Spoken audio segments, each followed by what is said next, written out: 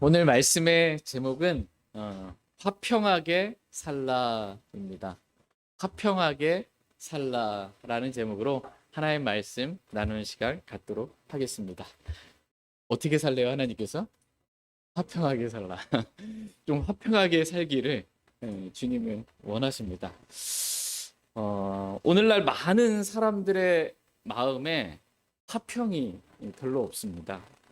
그러니까 마음에 누군가에 대한 원망과 또 불평과 짜증은 있는데 마음의 조처럼 화평은 없는 것입니다. 가정에서도 별로 화평이 없고 직장에서도 화평이 없고 사회생활 하는 데에도 화평이 없는 것입니다. 심지어 이 교회 왔는데 교회 안에서도 화평이 없을 때가 있는 것입니다. 그렇다면 왜 사람들의 마음에 화평이 없을까요? 보통 사람들은 자신의 마음이 화평이 없는 그 이유를 다른 사람들에게서 찾으려고 합니다. 저 사람 때문에, 저 사람이 나한테 말을 저렇게 해서, 저 사람이 나를 이렇게 대해서 내 마음에 화평이 없다고. 내 마음에 화평이 없는 이유는 다 누구 때문? 저 사람 때문. 저 사람 때문이다. 이렇게 생각을 하는 것입니다. 또는 어떤 일 때문에 내 마음에 화평이 없다고 생각을 합니다. 나에게 이런 일이 일어나서, 내가 원치 않는 어떤 일이 일어나서 나에게 화평이 없다고 생각을 합니다. 예를 들어 나는 건강하고 싶은데 건강이 없어서, 병에 걸려서, 난 직장을 갖고 싶은데 직장이 없어서, 또 나는 뭔가를 가지고 싶은데 가진 것이 없어서 내 마음에 화평이 없다라고 생각할 때가 있습니다. 그러니까 내 마음에 화평이 없는 이유를 자신에게서 찾으려고 하지 않고 자꾸 다른 사람이나 어떤 상황이나 일에서 찾으려고 하는 것입니다. 그러나 내 마음에 화평이 없는 이유는 다른 누군가 때문이 아니고요. 내 생각 때문입니다. 내 생각. 같이 로마서 8장 6절 말씀 보겠습니다. 로마서 8장 6절 말씀 보겠습니다. 로마서 8장 6절입니다. 로마서 8장 6절 말씀 같이 읽겠습니다. 네, 시작. 육신적으로 생각하는 것은 사망이요 영적으로 생각하는 것은 생명과 화평이니라. 아멘. 육신적으로 생각하는 것은 사망이요 영적으로 생각하는 것은 생명과 뭐래요? 화평이니라. 이렇게 말씀하고 계십니다. 그러니까 사람들의 마음에 화평이 없는 이유는 육신적으로 생각하기 때문입니다. 그러니까 내 마음에 화평이 없는 이유가 뭐예요? 내가 육신적으로 생각하기 때문입니다. 육신적으로 생각하면 뭘 해도 마음에 화평이 없습니다. 가정생활을 해도, 사회생활을 해도, 심지어 교회에 나와도 육신적인 생각을 버리지 않는 한 어디에 있든지 마음의 화평은 없습니다. 그러니까 내가 뭘 하느냐, 이것보다 더 중요한 것은 내가 지금 무슨 생각을 하느냐, 이게 더 중요합니다. 내가 지금 영적인 생각을 하고 있느냐, 아니면 내가 육신적인 생각을 하고 있느냐, 이게 중요하다라는 거죠. 어떤 사람에 대해서 생각을 하거나 어떤 일에 대해서 생각을 하거나 그 밖에 다른 뭔가에 대해서 내가 생각을 하더라도 그것을 육신적인 관점으로 생각하고 바라보게 된다면 마음에 화평이 없습니다. 도리어 마음엔 사망이 임합니다. 그러나 영적인 생각은 생명과 화평이니라 이렇게 말씀하고 계십니다. 그러니까 우리가 뭘 해도, 우리가 누군가에 대해서 뭔가를 생각해도, 우리가 영적인 생각을 하게 되면 우리 마음에는 생명과 화평이 있다 이렇게 말씀하고 계십니다. 지금 내 생각이 어떠하냐에 따라 내 마음에 화평이 있기도 하고 사망이 있기도 한 것입니다. 오늘 여러분의 마음은 어떻습니까? 화평이 있습니까? 아멘. 네. 하나님 오늘 저와 여러분들이 늘 영적인 생각만 하며 살기를 원하십니다. 그래서 언제나 영적인 생각 가운데 생명과 화평을 누리며 살기를 하나님은 간절히 정말 원하십니다. 그렇다면 영적인 생각은 뭘까요? 영적인 생각. 어떻게 생각하는 것이 영적인 생각일까요? 첫 번째, 영적인 생각은 영이신 하나님을 생각하는 거예요. 우리가 육신적인 생각할 때는 하나님 보여요, 안 보여요? 안 보여. 하나님 생각이 안 들어요. 근데 이 영적인 생각은 뭐냐면 영이신 하나님을 생각하는 겁니다.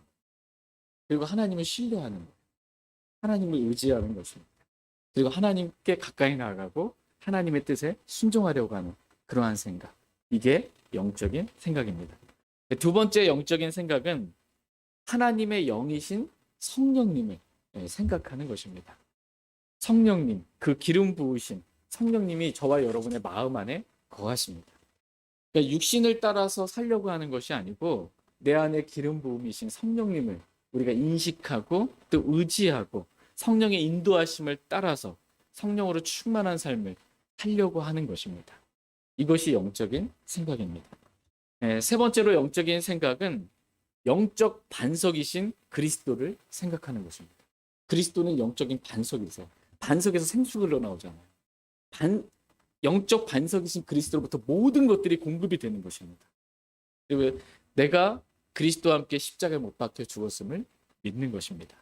그리고 이제는 내가 사는 것이 아니고 내 안에 그리스도께서 사심을 믿는 것입니다. 이게 영적인 생각이에요. 마지막 네 번째로 영적인 생각은 말씀을 생각하고 말씀에 순종하려는 생각입니다. 다 같이 요한복음 6장 63절 말씀 보겠습니다. 요한복음 6장 63절 말씀 보겠습니다. 오늘 한번 훈련을 여러분 해보시기 바랍니다. 오늘 이렇게 말씀 듣는 이 시간만이라도 교회에 있는 이 시간만이라도 내 영적인 생각만 하며 살겠다. 이렇게 식사하실 때도 이따 오후에 총회하실 때에도 영적인 생각만 하며 살길 원합니다. 요한복음 6장 63절 같이 읽겠습니다. 시작. 살리는 것은 영이며 육은 아무것도 유익하게 하지 못하느니라. 내가 너희에게 이르는 말들 그것들은 영이요 생명이니라. 살리는 것은 영이며 육은 아무것도 유익하게 하지 못하느니라. 이렇게 말씀하고 있습니다. 그러니까 살리는 것은 뭐예요? 영이에요. 살리는 건 영. 저와 여러분을 살리는 건 영이에요. 다른 사람을 살리는 것도 영이에요. 가정을 살리고 교회를 살리는 모든 것, 우리를 살리는 것은 다 영입니다. 육은 아무것도 유익하게 하지 못한다. 이렇게 말씀하고 계십니다. 여러분 이 말씀 믿으십니까? 육은 아무것도 유익하게 하지 못합니다. 여러분이 옳다고 주장하는, 이래야만 한다라고 주장하는 그 육, 아무것도 유익하게 하지 못합니다. 그 내가 이래야 한다라고 생각하는 그 육신으로 뭔가를 강요하잖아요. 그 사람이 살까요? 죽을까요? 죽어요. 그 사람. 주님께 가까이 오는 게 아니라 더 힘들어집니다. 육은 아무것도 유익하게 하지 못합니다. 살리는 것은 영입니다. 그렇다면 영이 지금 뭐라고 말씀하고 계세요? 내가 너희에게 이르는 말들 그것들은 영이요 생명이니라. 이렇게 말씀하고 계십니다. 내가 너희에게 이르는 말들, 하나님의 말씀이 영이라고 말씀하고 계십니다. 이 하나님의 말씀이, 이 영의 말씀이 저와 여러분들을 살리는 것입니다. 그러므로 영적인 생각은 뭐냐면 말씀을 생각하는 것. 어떤 상황에서든지 말씀을 생각하는 것입니다. 성령님은 우리 안에 거하시면서 기억나게 하시는 분이세요. 뭘 기억나게 하냐? 말씀을 기억나게 하시는 거예요. 그동안 우리가 들은 말씀, 우리가 읽은 말씀, 우리가 암송한 말씀, 이러한 말씀들을 기억나게 하시는 분이세요. 말씀을 생각하는 것, 그리고 말씀에 따라 순종하려고 하는 것. 이게 영적인 생각입니다. 이렇게 영적으로 생각하면 우리 마음에 하나님의 화평이 임합니다. 하나님은 저와 여러분이 이렇게 하나님께서 주시는 화평으로 화평한 삶을 살게 되기를 하나님은 원하십니다. 저희 모두가 오늘 영적인 생각 가운데 하나님의 말씀을 저희가 듣기를 원합니다. 하나님의 말씀 들을 때 우리는 무슨 생각해야 돼요? 아무 생각 없이 멍하니 목사님 또 뭐라고 그러시나요? 뭐 이런 건 아니고 우리가 하나님의 말씀 들을 때 우리의 생각의 자세는 영적인 생각이에요. 영적인 생각. 그럴 때 우리 마음에 생명이 있고 화평이 임합니다. 같이 베드로전서 오늘 본문 말씀 베드로전서 5장 13절 말씀 보겠습니다. 베드로전서 5장 13절 같이 읽겠습니다. 시작. 너희와 함께 선택받은 바빌론에 있는 교회가 너희에게 문안하고 내 아들 마가도 그리하느니라. 예. 지금 베드로가 이 베드로 전서를 마무리하면서 마지막 두 구절을 지금 말씀하시는 거예요. 꼭 해주고 싶은 그러한 말씀이 있었습니다. 그것은 서로 문안하고 서로 인사하라라는 것입니다. 너희는 혼자가 아니라는 것입니다. 그러니까 혼자 믿음 생활하려고 그렇게 하지 말라는 것입니다. 그리스도 예수님 안에 있는 성도들과 함께 하나님을 섬기고 교회를 이루어 하나님을 섬기기를 주님은 원하십니다. 그래서 베드로는 너희와 함께 선택받은 바빌론에 있는 교회가 너희에게 문안하고 내 아들 마가도 그리하느니라 라고 이렇게 말씀하고 있습니다. 지금 교회가 문안하는 거예요. 교회가 문안하고 내 아들 마가도 문안한다. 이렇게 문안 인사를 지금 주고받고 전해주고 있는 것입니다. 문안 인사를 주고받으면 서로 어떻게 해요? 교제가 있는 거예요. 서로 함께하는 게 있는 거예요. 나 혼자가 아니라. 여기서 보면 마가가 나오잖아요. 내 아들 마가. 이 마가에 대한 의견이 크게 두 가지로 이렇게 나뉩니다. 첫 번째는 마가복음을 기록한 마가 요한이다. 내 아들 마가는 이렇게 보통 다들 대부분 이렇게 이제 말합니다. 그러니까 바울이 디모데를 실제 낳은 아들은 아니지만 바울이 디모데를 가리켜서 믿음 안에서 나의 아들 된 디모데, 주 안에서 아들 이렇게 말하거든요. 이렇게 영적으로 주 안에서 믿음 안에서 아들 삼은 베드로가 이렇게 마가 요한을 주 안에서 믿음으로 이렇게 자신의 아들로 삼은 마가 요한을 말하는 것이다. 이렇게 의견을 제시합니다.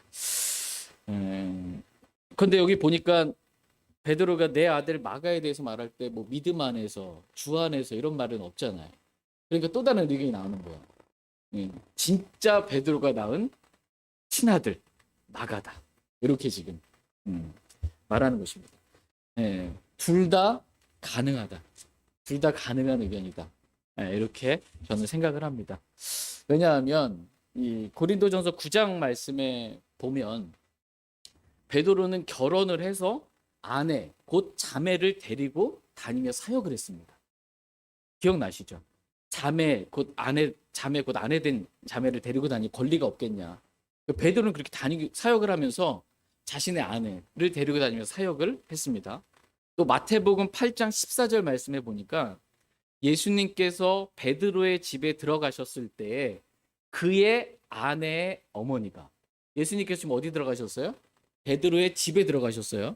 그랬더니 베드로의 아내의 어머니가 줄이면 장모님이 있는 거예요. 지금 베드로의 장모님이 열병으로 앓아 누워 있는 것을 보시고 그녀의 손에 손을 대시니 열병이 그녀에게서 떠나고 그녀가 일어나 그들을 섬겼다. 이렇게 성경은 기록해주고 있습니다. 그러니까 베드로는 결혼했어요, 안 했어요? 했어요. 베드로의 아내가 있죠. 그 아내 자매를 데리고 사역한 거예요, 함께. 그죠? 장모님도 있다. 성경은 말하는 것입니다. 그러니까 로마 카톨릭이 사람들을 속여가지고 이 초대 교황인 베드로는 마치 결혼하지 않은 총각인 것처럼 온 세상을 속이는 거예요. 온 세상을 속이고 있는 거예요. 근데 베드로는 하나님의 말씀에 의하면 결혼을 했고 아내가 있고 장모가 있다. 오늘 또 본문 말씀인 베드로전서 5장에 보니까 또 내 아들 마가도 있다. 이렇게 충분하게 해석이 가능하다. 충분하게. 왜냐하면 베드로가 결혼했으면 아들을 낳았고 그 아들을 마가라고 이름을 지었고 아내도 데리고 다니면서 사역할 판에 베드로가 자신의 아들을 얼마나 잘 말씀을 양육했겠어요. 주님을 돕는 사역자로 함께 데리고 다니면서 그렇게 사역할 수 있는 거예요. 충분히 그럴 수 있다. 라는 것입니다. 둘 다 의견이 가능하다. 이거 갖고 싸우지는 말자라는 거예요. 말씀 갖고 싸우지 마시고 이럴 수도 있고 저럴 수도 있고 그래서 하나의 말씀에 비춰 여기까지만 비춰준 거거든요. 그럼 그렇게까지만 안 하면 돼요. 그냥 목숨 걸고 싸우지 마시기 바랍니다. 여기서 중요한 건 뭐냐면 서로 무난하는 거예요. 서로 안부를 묻고 무난하고 서로 교제가 되는 것. 이게 중요한 것입니다. 그러니까 무난한다라는 말은 안부를 묻는 말로 보통 이제 좀 나이 어린 사람이 나이 많은 분한테 이렇게 안부를 묻는다 할 때 무난 인사드린다 이렇게 보통 표현을 합니다. 말하자면 여기서 서로 무난하는 이거는 정중히 예의를 갖추어서 인사를 하는 것입니다. 정중하게 이렇게 예의를 갖추어서 인사하는 것. 이렇게 서로 무난하게 되기를 주님은 원하십니다. 저희는 독립침례교회입니다. 독립침례교회. 저희 교회는. 독립이라는 말의 의미는 뭐예요? 국가로부터 독립. 다른 큰 교회로부터 독립. 이게 뭐 우리는 다 독립돼 있는 거예요. 누구에게만 속해 있어요? 예수 그리스도께, 하나님께. 교회의 머리는 그리스도지 교단이나 큰 교회 어떤 누군가로 이게 있는 게 아니라는 거예요. 교회 위에 교단이 있을 수 없다. 우리는 독립침례 교회입니다. 침례의 의미는 재침례교도, 로마 카톨릭의 어떤 교리나 가르침, 모든 실행 이것들을 반대한다. 의미에 있어서 침례입니다. 왜? 로마 카톨릭은 어떻게 해요? 태어나면서부터 유아 세례를 주잖아요. 우린 그걸 반대한다. 이거예요. 그래서 다시 침례를 받는다. 재침례 받는 그러한 성도들이라는 것입니다. 그러니까 우린 독립침례교회니까 어떠한 교회랑도 교제 안 한다. 이게 아니고 서로 무난하고 서로 안부를 묻고 교회끼리 성도들끼리 서로 교제한다라는 것입니다. 그래서 베드로가 너희와 함께 선택받은 바빌론에 있는 교회가 너희에게 무난하고라고 이렇게 지금 무난 인사를 전해주고 있는 것입니다. 지금 바빌론의 교회가 있어요, 없어요? 있어요. 바빌론의 교회가 있습니다. 그 바빌론에 있는 교회가 너희에게 무난한다라고 지금 전해주고 있는 거예요. 중간에서 누가? 베드로가. 그러니까 바빌론에 있는 교회는 아마도 베드로가 사역을 해서 세워진 그러한 교회인 것 같습니다. 베드로 역시 바울과 마찬가지로 정말 신실하게 끝까지 복음의 사역을 감당했기 때문에 많은 지역 교회들을 베드로가 이렇게 또 세웠습니다. 자신이 사역한 그 지역 교회들에게 베드로가 편지를 쓴 거예요. 그 편지가 첫 번째 편지가 베드로 전서, 두 번째 편지가 베드로 후서입니다. 베드로 전서 1장 1절, 2절 말씀 한번 보겠습니다. 바빌론에 있는 교회가 너희에게 무난한다 했을 때 너희가 누구냐? 라는 겁니다. 베드로전서 1장 1절, 2절입니다. 예수 그리스도의 사도 베드로는 본도와 갈라디아와 갑바도기아와 아시아와 비두니아에 두루 흩어진 나그네들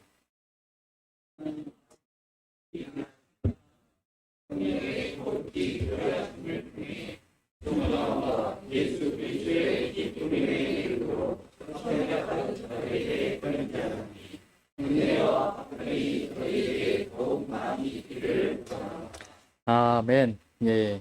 예수 그리스도의 사도 베드로는 본도와 갈라디아와 갑바도기아와 아시아와 비두니아에 두루 흩어진 나그네들. 이 나그네들이 누구예요? 곧 하나님 아버지의 미리하심에 따라 선택받은 자들에게 편지하면서 너희와 함께 선택받은 바빌론에 있는 교회가 너희에게 무난한다라고 지금 무난 인사를 지금 전해주고 있는 것입니다. 이 본도, 갈라디아와 갑바도기아, 아시아와 비두니아 여기에서 베드로가 복음의 사역을 감당해서 두루 흩어진 나그네, 구원받은, 우리의 본향은 하늘이잖아요. 그러니까 이 땅에 이제 구원받은 형제들 나그네로 표현한 거예요. 하나님의 미리 아심에 따라 선택받은 그 형제들에게 지금 이 편지를 쓰고 있는 것입니다. 이렇게 넓은 지역에 두루 흩어진 나그네들, 즉 구원받은 형제들이 혼자 외롭게 이렇게 신앙생활 하라는 게 아니고요. 함께 하라는 거예요. 함께. 서로 문안 인사도 주고받고 서로 사랑의 입맞춤으로 인사도 하면서 교회로 모여서 그렇게 함께 주님을 섬기기를 주님은 원하십니다. 그래서 저 멀리 바빌론에 있는 교회가 너희에게 무난한다라고 말하면서 구원받은 그리스도인들은 혼자 있으면 안 된다. 구원받은 그리스도인은 함께 해야 한다. 이렇게 가르쳐주고 있는 것입니다. 같이 디모데후서 2장 22절 23절 말씀 보겠습니다. 디모데후서 2장 22절, 23절 말씀입니다.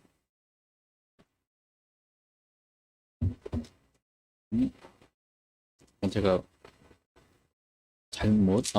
죄송해요. 디모데후서 맞죠? 2장 22절, 23절. 네, 22절.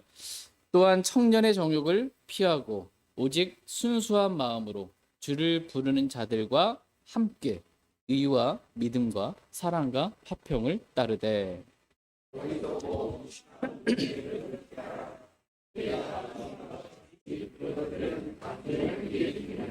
네, 청년의 정욕을 피하고, 우리가 피해야 될 게 있어요. 뭘 피해요? 정욕을 피해야 돼요. 네. 난 청년 아니니까 괜찮아요. 육신의 정욕, 안목의 정욕 피하십시오. 네. 오직 순수한 마음으로 주를 부르는 자들과 어떻게 해요?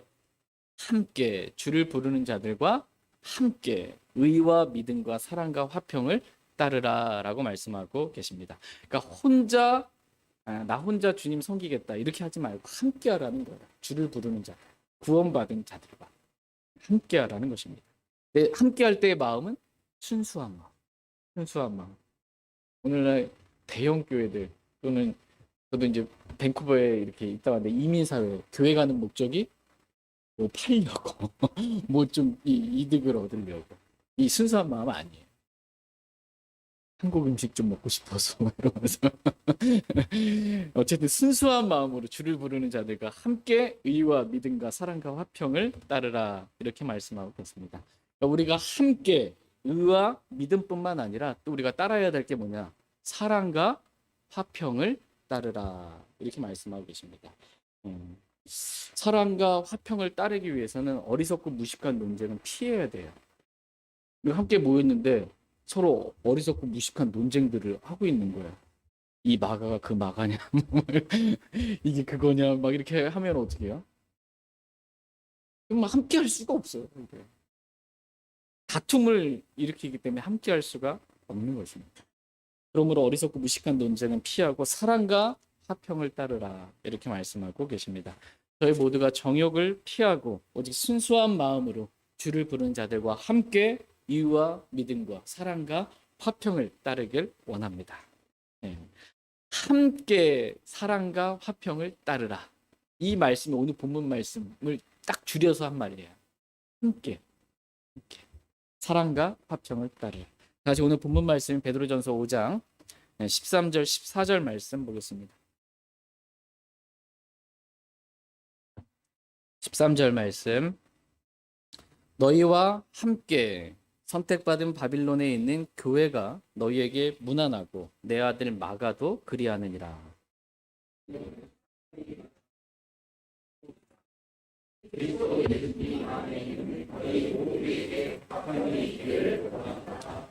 아멘. 예, 함께 문안하고 사랑의 입맞춤으로 서로 인사하라 이렇게 말씀하고 계십니다.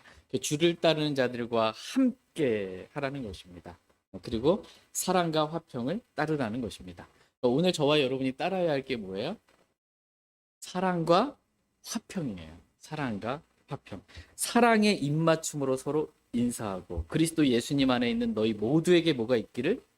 화평이 있기를 원하노라. 아멘. 이렇게 말씀하고 계십니다.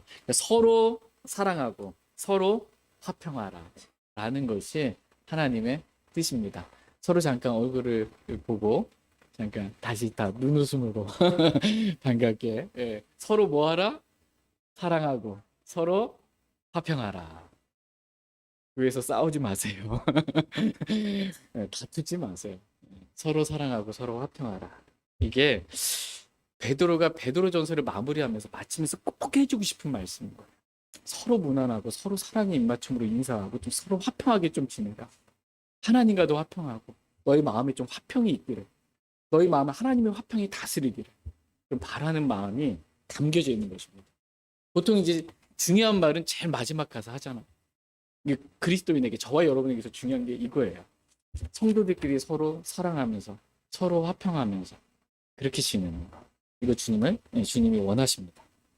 여기서 보니까 14절 말씀에 그리스도 예수님 안에 있는 너희 모두에게라고 말합니다. 그리스도 예수님 안에 있는 모두, 한 단어를 줄이면 그리스도인입니다. 그리스도. 왜냐하면 구원받지 않은 사람 다 그리스도 밖에 있었거든요. 근데 우리가 예수 그리스도를 믿을 때 그리스도 안으로 침례를 받았거든요. 그래서 우리가 그분의 살과 뼈들에 속한 지체들이 됐거든요. 그리스도 안에 있는 모두 그리스도인입니다. 이 그리스도인에게서 가장 중요한 것, 없어서는 안 될 게 뭐냐? 화평입니다. 화평. 여러분이 교회 생활하고 또 가정 생활하고 직장 생활하고 이렇게 살면서 마음에 화평이 없으면 어떨 것 같아요? 내 마음에 화평이 없다. 죽을 것 같아요. 이게 더 심하면 물론 성경적인 표현은 아니에요. 지옥 같다. 지옥은 실제적인 장소입니다. 그러니까 상태가 아니기 때문에. 그런데 이제 지옥에 있는 것 같이 고통스럽다 이거예요. 마음에 화평이 없으면 그렇다는 거예요. 마음에 화평이 없으면. 저와 여러분들에게 중요한 것 가운데 하나가 화평입니다. 내 마음에 화평이 있고 하나님과 나와의 관계도 화평하고 사람들과의 관계도 어떻게 화평하기를 하나님은 원하십니다. 오늘 말씀의 제목이 뭐예요? 화평하게 살라. 잘 살라는 거예요. 화평하게 살라. 이렇게 말씀하고 계십니다. 여러분 화평하게 살기를 원하십니까? 네, 정말 화평하게 살기 원하세요? 네. 그렇다면 우리가 어떻게 할 때 우리는 화평한 삶을 살아갈 수 있을까요? 내 마음도 화평하고 하나님과도 화평하고 다른 사람과도 화평하게 그렇게 살아갈 수 있을까요? 우리가 어떻게 하면 화평하게 살 수 있는지 그 방법을 하나님은 성경에 기록해 놓으셨습니다. 화평을 누리는 방법에 대해서 잠깐 살펴보겠습니다. 화평을 누리는 방법 첫 번째, 믿음입니다. 믿음. 다 같이 로마서 5장 1절 말씀 보겠습니다. 로마서 5장 1절.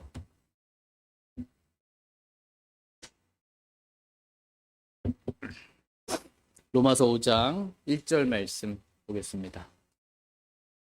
로마서 5장 1절 말씀 같이 읽겠습니다. 시작. 그러므로 우리가 믿음으로 의롭다고 인정받아 우리 주 예수 그리스도를 통해 하나님과의 화평을 누리는다. 그러므로 우리가 믿음으로 의롭다고 인정받아 우리 주 예수 그리스도를 통해 하나님과의 화평을 누리는도다. 이렇게 말씀하고 계십니다. 그러니까 믿음으로 뭘 누려요? 화평을 누린다. 이렇게 말씀하고 계십니다. 기본적으로 하나님께서 주시는 이 화평은 우리가 믿을 때, 믿음이 있을 때 누릴 수 있는 화평입니다. 그냥 내 마음 좀 편하자고 뭐 하자는 게 아니고요. 세상이 주는 화평, 평안인 거 말고 하나님께서 주시는 화평을 말해요. 이 화평은 믿음이 있을 때만 누릴 수 있습니다. 믿음이 없으면 하나님과의 화평을 누릴 수 없습니다.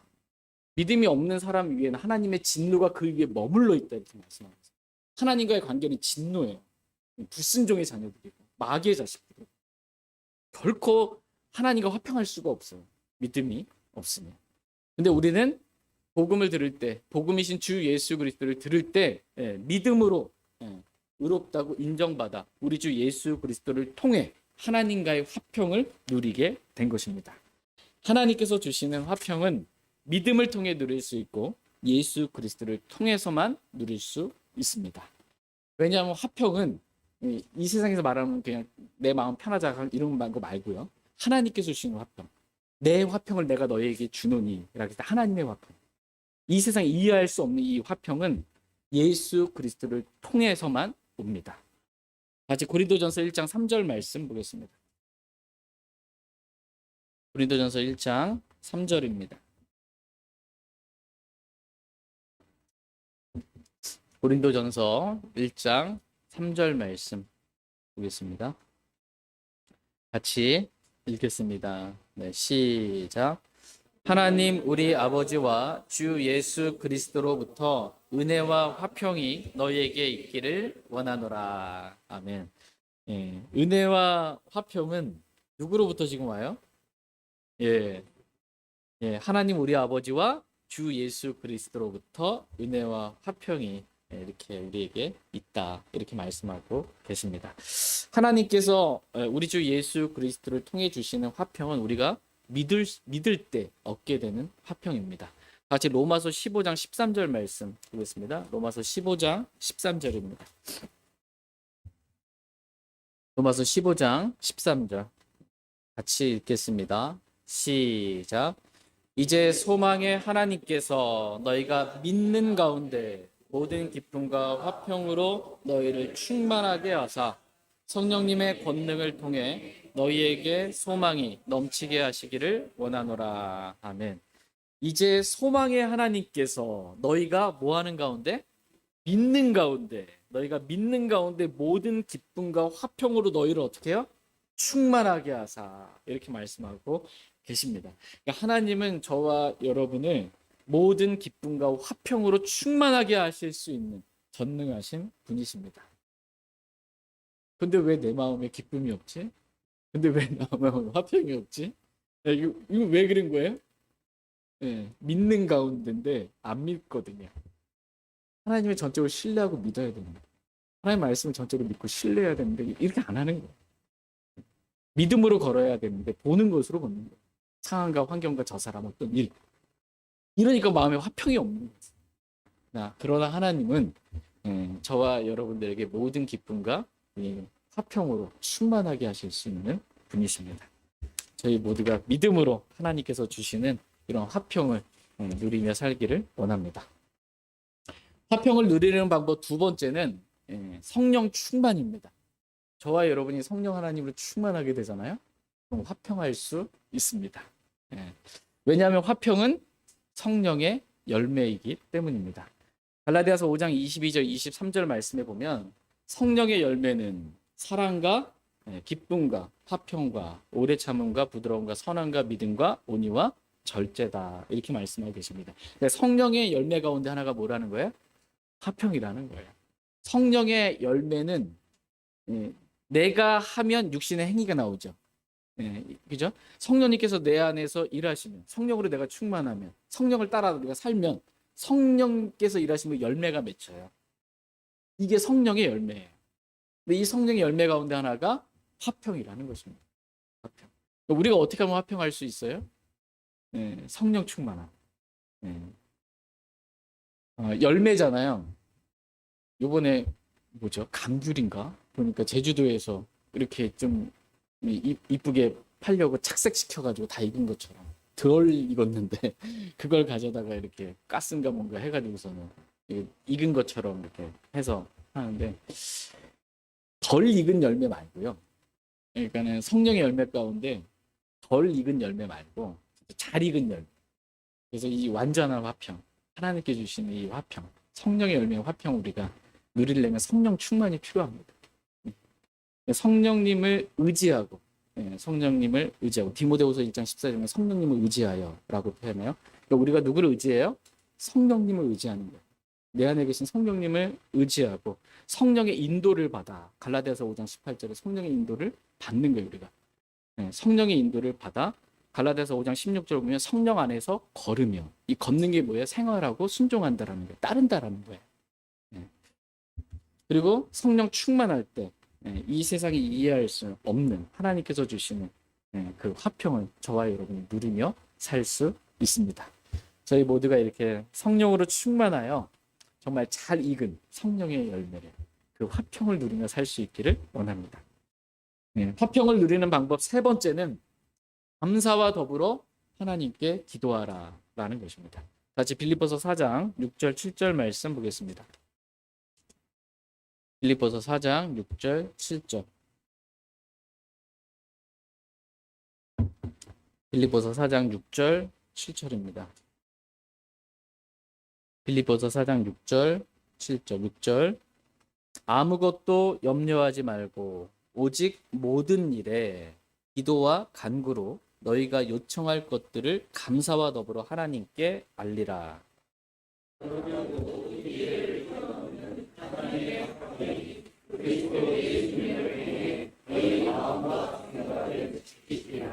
아멘. 아무것도 염려하래요? 염려하지 말래요?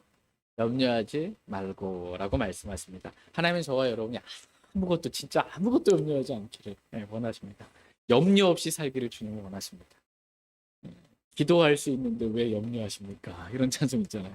기도할 수 있는. 하나님은 저와 여러분이 염려하지 않고 기도하기를 주님 원하십니다.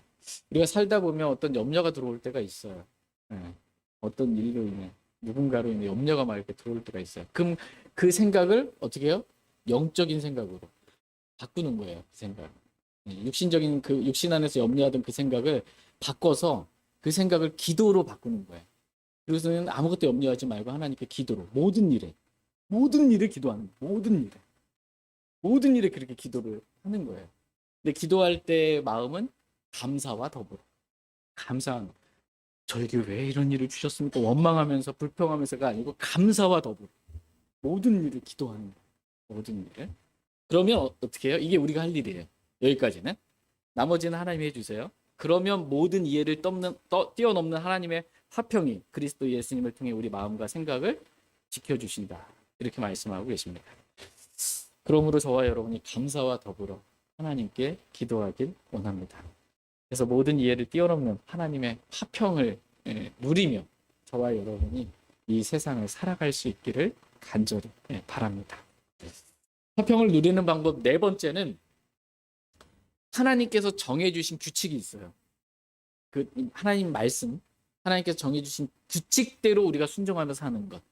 이게 화평을 누리며 사는 길입니다. 같이 갈라디아서 6장 16절 말씀 보겠습니다. 갈라디아서 6장 16절.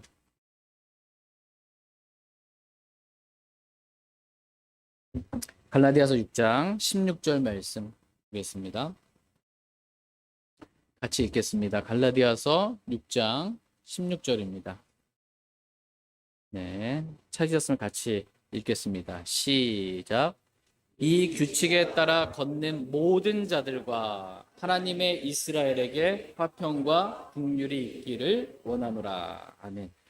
이 규칙에 따라 걷는 모든 자들과 하나님의 이스라엘에게 화평과 긍휼이 있기를 원하노라. 이렇게 말씀하고 있습니다. 이 규칙에 따라 어떻게 해요? 걷는 거예요. 하나님께서 저와 여러분이 어떻게 걸어야 하는지, 어떻게 세상에서 생활해야 하는지, 어떻게 해서 가정에서 생활해야 하는지, 어떻게 직장에서 생활해야 하는지, 어떻게 교회 생활해야 하는지 규칙들을 정해 놓으셨어요. 저와 여러분들이 이렇게 걸어야 한다, 이렇게 생활해야 한다, 이렇게 살아야 한다 라고 정해 놓으신 규칙이 있습니다. 그 규칙에 따라 걷는 모든 자에게 하나님께 주시는 화평이 있다, 이렇게 말씀하고 계십니다. 남편은 이렇게 살아야 하고, 아내는 이렇게 살아야 하고, 부모와 자녀는 이렇게 살아야 하고, 종과 주인은 이렇게 살아야 하고, 구원받은 그리스도인은 이렇게 살아야 한다라고 하나님께서 정해놓은 규칙들이 있습니다. 여러분, 이 규칙에 따라 걷기를 원하십니까? 네, 이 규칙에 따라 걷는 모든 사람들에게 하나님께 주시는 화평이 있습니다. 그런데 이 하나님께 정해주신 규칙이 있어요. 알아요. 물론 모를 수도 있고. 근데 규칙이 있는데 이 규칙을 어겼어요. 그럼 어떻게 될까요? 화평이 깨집니다. 쨍그랑 박살이 납니다. 내 마음에서부터 화평이 박살나고, 규칙을 어겼어요. 하나님과의 관계도 화평이 깨지고 사람과의 관계도 화평이 깨집니다. 이유와 원인은 어디에 있는 거예요? 하나님께 정하신 규칙을 어겼기 때문입니다. 내가 규칙을 어겨놓고 나에게 화평을 주시면 이 말이 안 되는 거예요. 제가 그래도 모르고 어겼습니다. 들맞긴 하겠죠. 근데 성경 왜 주셨어요? 알라고 주신 거거든요. 하나님께 정해주신 규칙이 뭔지 좀 알고 어두운 곳에서 비치는 빛을 대하듯 이 규칙대로 좀 걸으라고. 그러면 하나님께 주시는 이 화평을 누리며 살 수 있습니다. 저와 여러분이 이렇게 하나님의 말씀을 통해서 하나님께 정해주신 규칙대로 걸으면서 하나님께서 주시는 이 놀라운 화평을 누리며 살길 원합니다. 마지막 다섯 번째로 우리가 화평을 누리는 방법은 화평의 하나님과 함께 가까이 사는 거예요. 왜냐하면 이 하나님과 가깝잖아요. 하나님은 화평의 하나님이세요.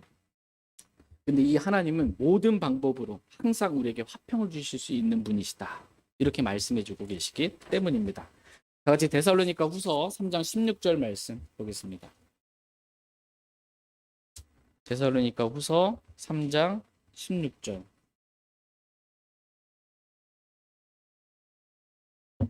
데살로니가 후서 3장 16절 말씀 보겠습니다.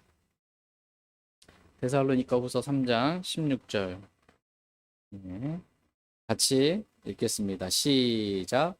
이제 화평의 주께서 친히 모든 방법으로 항상 너희에게 화평을 주시기를 원하노라.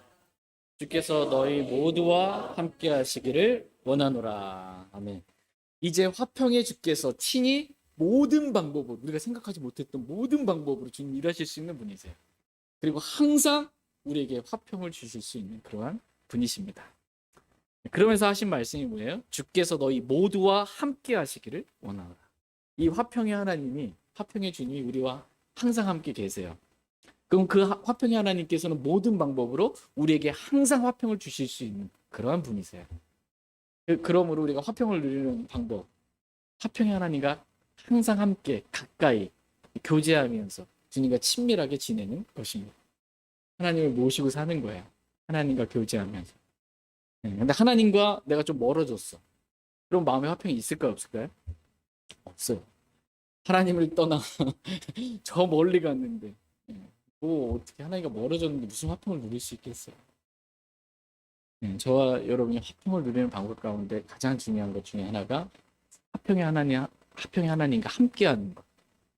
주님과 더 가까워지고 친밀한 교제 가운데 있는 것. 이게 가장 확실하게 화평을 누릴 수 있는 방법입니다. 저희 모두가 이렇게 하나님과 함께 교제하고 동행하는 삶을 살길 원합니다. 하나님과 멀어지지 않기를 원합니다. 지금까지 저는 화평을 누리는 방법에 대해서 하나님의 말씀을 살펴봤습니다. 화평을 누리는 방법. 여러분 화평하게 이 세상 살기를 원하십니까? 그럼 화평을 누리며 사는 방법이 뭐예요? 첫 번째, 믿음이에요.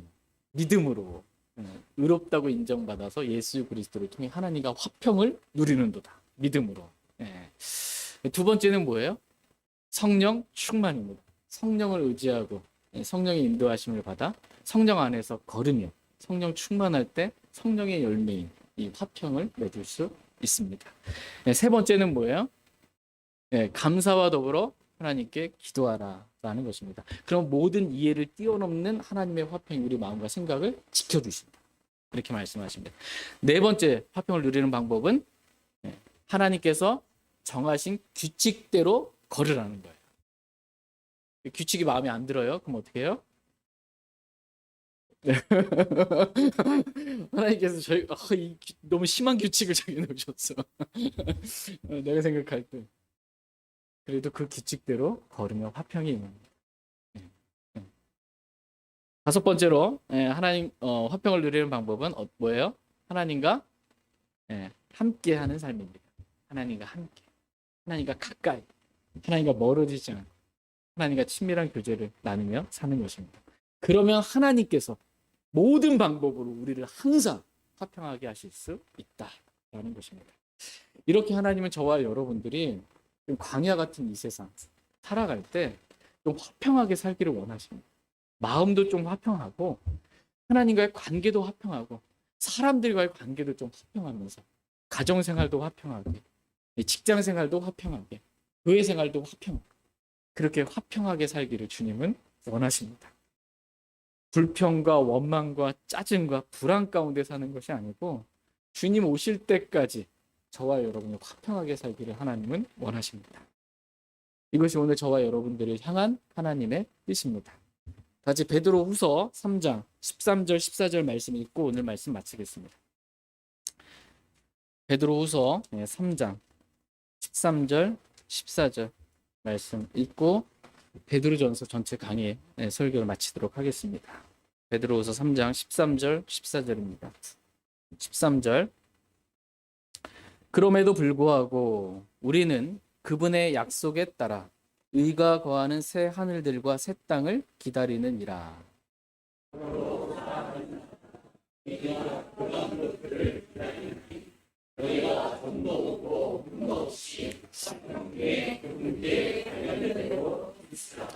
아멘.